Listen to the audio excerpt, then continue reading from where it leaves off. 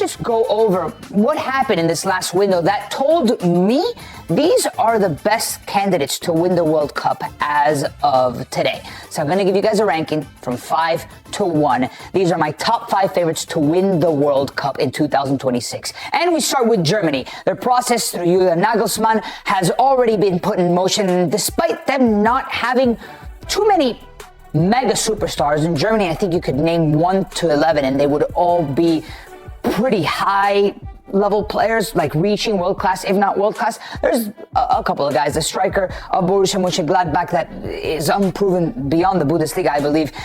But Florian Wirtz, Yamal Musiala, a lot of young talent that maybe could be those next superstars that can have that performance at a World Cup that can take Germany there. At number 4, wow, I forgot who number 4 was because I'm not really that passionate about anybody between 3 to 2. Portugal, a lot of young talent, a lot of quality in that midfield, especially Vitinha, Neves, defensively as well, even though Ruben Dias this season hasn't been great. You look at the likes of Nuno Mendes as well, and then you have a Cristiano Ronaldo that is in good form. We'll see what type of role he has come 2026, but it is a diminishing role. But the fact that he would possibly be able to play in a 6th World Cup, that's never happened before in the men's game, pretty incredible. Let's see how Portugal under Roberto Martinez respond. And then at number 3, France. I don't think you can ever write them off just because of the quality all around. And even though they had to go to penalty kicks in this Nations League, they're a team that can fight. And France, you get to 2 World Cup finals back to back. It's a process under Didier Deschamps in his last dance that I'm convinced they'll be one of the better teams in the World Cup. But I do think from here up, there is a difference.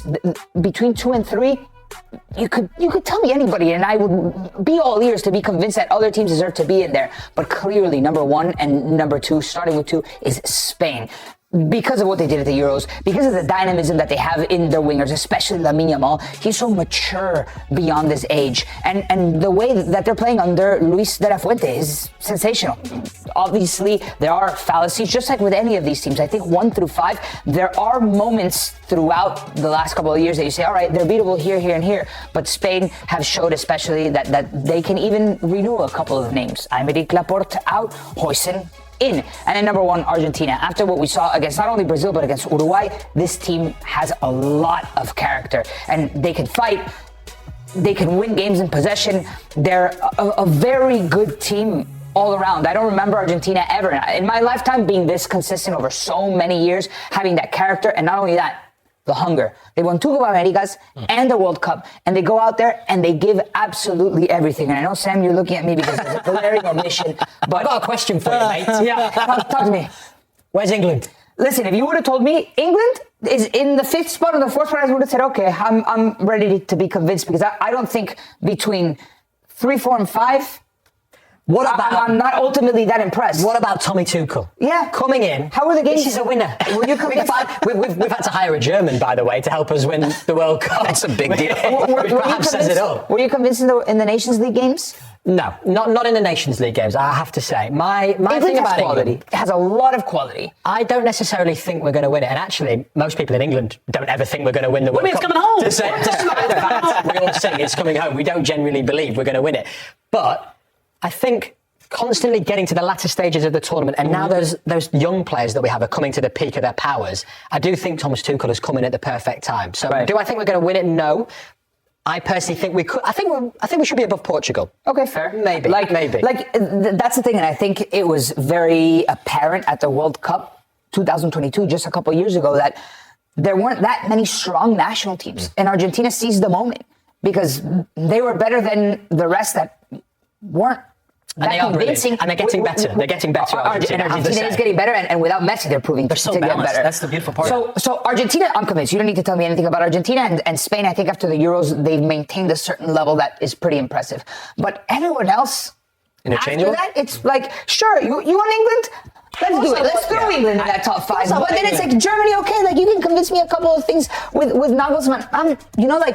I'm not that passionate about anybody maybe beyond France, because France will do France. But Argentina, to me, and I'm trying to be as unbiased as I can, but I've been listening to media from around the world, and they are as impressed as I am about this Argentina team. One team that I think we're overhyping a bit too much, they have the talent, but I'm not convinced by this Portuguese side because Cristiano Ronaldo, he's becoming a hindrance to what they're doing. Right? I think it's that sense of self-centeredness, which comes with being CR7, which comes with the career he's had. But this is a side that's ready to move on from him. And we've seen the impact of him. In the last World Cup, we saw the impact. Recent Euros, we saw the impact. And I think we're going to see the impact yet again in the World Cup. I actually am more excited about this Germany side. Because the Germany side with Tim Kleindienst in there, Tim Kleindienst is a bad man at number 9. Germany's been desperate to get a true striker in there. And Niklas Füllkrug, he was moonlighting as a striker. But what this guy's been doing in the Bundesliga, what I saw from him against Italy, this guy is the real deal. And they did without Florian Wirtz. What is his deal, right? And Florian Wirtz, this Nations League, and when you get him back, right? Him and Musiala, I think, are the 2 focal points. Those are right? the 2 best midfielders in the to talk about combinations. I would consider them attacking wise. Yeah, of course. Yeah. Like that's where it starts. Talk to me about this 9, because He's friends with the Bournemouth guy. Right, like Füllkrug kind of just like bursted on the scene when he was scoring goals for Werder Bremen, and right before the World Cup, I was asking the same question about Niklas Füllkrug, like. Who is he? Like, who's this guy from Borussia Mönchengladbach? So Tim Kleindienst, he actually was at Heidenheim the season before, and he's a big reason why Heidenheim qualified for the Conference League. And without him, we've seen the massive drop-off that Heidenheim has had. So now he goes to Gladbach, and he's banging in goals. I think he's got 15 goals on the season. And when you see the ball up in the air, when you have a player like Joshua Kimmich, who right now, he's back to his best, man. He's one of the top midfielders. If we're going to talk about Pedri and Frenkie de Jong as that partnership, he's in that next echelon for top midfielders in the world. But with a player like Joshua Kimmich, who likes to play those dink balls like we see him play for Bayern Munich, Tim Kleindienst, he's got the most headed goals in the Bundesliga. Nice. And his movement off the shoulders of center backs, at the international level, Germany at their best, they thrive on center forwards that can do that. We've seen him in finals, in the runs to finals. I mean, that's been a missing ingredient for him. He's going to be really important. Just quickly, Master, your thoughts on the list and who you think is going to win the World Cup? Well, it's hard to argue against Argentina right now. I wouldn't rule out France because they can have a month run that just goes crazy and they can figure things out. I don't think Portugal should be on that list. I'm not convinced by the Portuguese side. Outside of Vitinha and Nunes, as you mentioned, I don't trust anyone else. Bruno Silva. But he's getting older. Bruno Fernandes, I don't trust him either. Like when Rafael Leao, like all these guys that you see. You don't trust Bruno? On the international, like in terms of With Portugal? No. What is it, Manchester United? And Roberto Martinez as well as their coach. I'm not convinced by this Portuguese. I think they're always someone that looks great on paper, and you're like, what could be potential-wise? But then the reality plays out, and then it never fares out. They'll make it out of group stage, obviously, with the talent that they have, but in the knockout stage, I do not trust them. Okay, so Argentina, Germany, Argentina. I'll say Spain. Spain, I like Spain. Germany, Argentina, and England. So it is coming on. Well, so hold on. Before we even go to break, no one's going to give Nico crap for putting Argentina first. Not because they're getting Well better. deserved. Come on. If Argentina was... I mean, gosh, there's got to be some bias here. If Argentina... You were there to see it in person. I swear, honestly, I try to act unbiasedly as possible. Like, I don't like being that journalist that touts my country for the sake of touting my country. What I saw from Argentina, I'm not seeing from any other national team in the world. And I think it would be... If you went up there and I was on the show and you put Spain above Argentina, I think you would get a lot of pushback. Especially after this week. Right. They just destroyed Brazil. Debate over. We're going to the break. Stars in Germany, I think you could name 1 to 11 and they would all be pretty high level players, like reaching world class, if not world class. There's a couple of guys, a striker of Borussia Mönchengladbach that is unproven beyond the Bundesliga, I believe. But Florian Wirtz, Yamal Musiala, a lot of young talent that maybe could be those next superstars that can have that performance at a World Cup that can take Germany there. At number 4, wow, I forgot who number 4 was because I'm not really that passionate about anybody between 3 to 2. Portugal, a lot of young talent, a lot of quality in that midfield, especially Vitinha, Neves, defensively as well, even though Ruben Dias this season hasn't been great.